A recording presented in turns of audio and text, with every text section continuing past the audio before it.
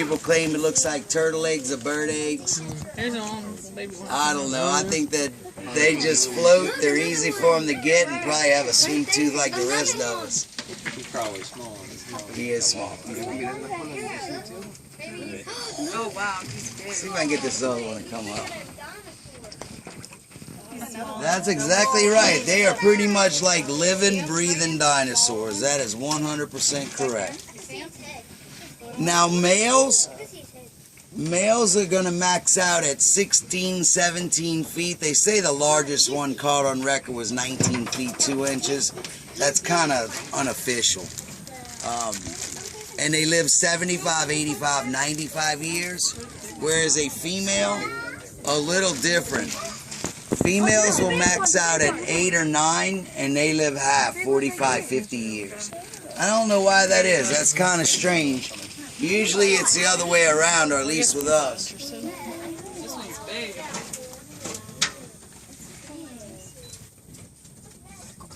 Now, gators go through close to 2,000 teeth throughout their lifespan.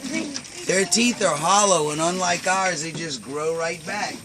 Constantly breaking them off on turtle shells. There's another one. There's a which third is a one. big Third part one. of their diet. Look, there's another one.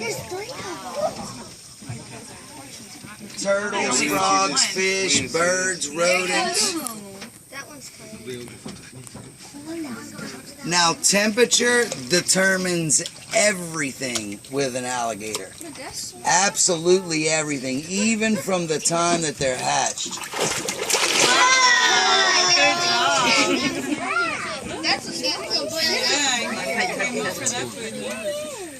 During the incubation stage, there's a certain point in time.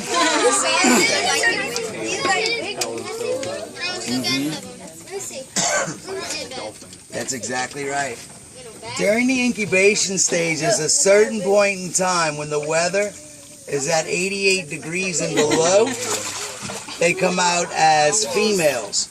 89 degrees and above, they come out as males.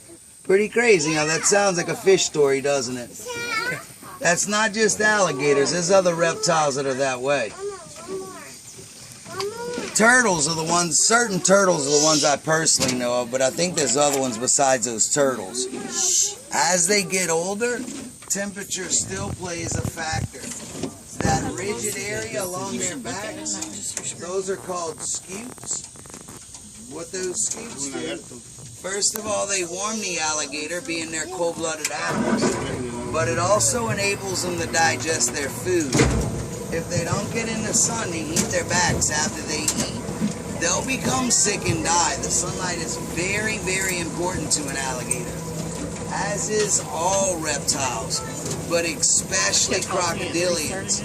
And what I mean by that, that's about the time of the year that most of these gators are going to quit eating.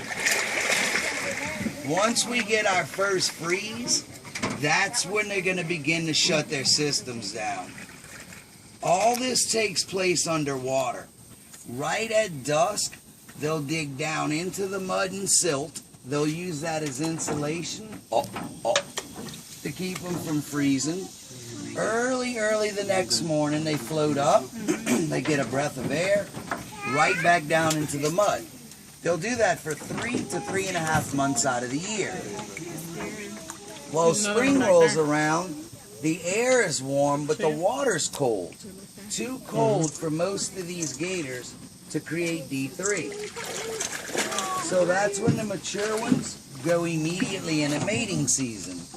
That normally lasts about, I'd say about 2.5 months. At that point in time, the water's dropping out, the weather's getting hot, the water's getting warm. That's when they start on the hunt for food. And that's basically what you're seeing taking place right now.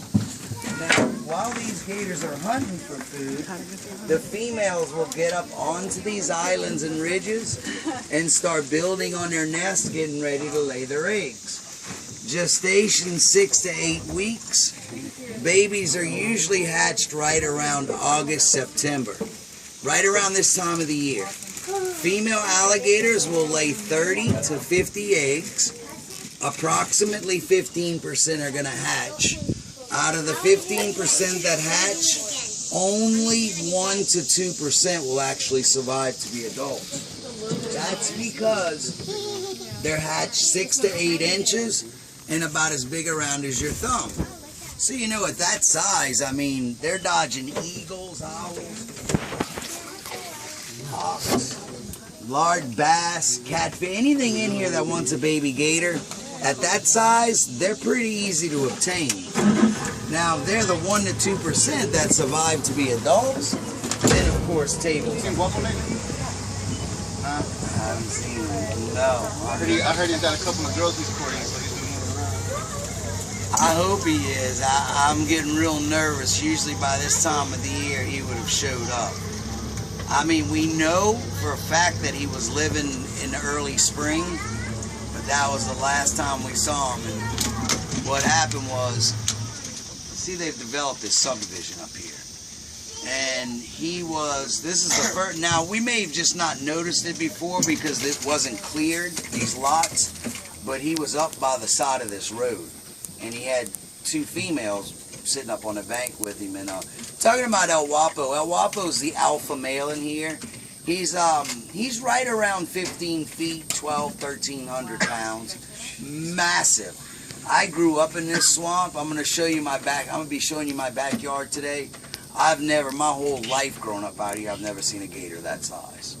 But anyhow, what was happening there is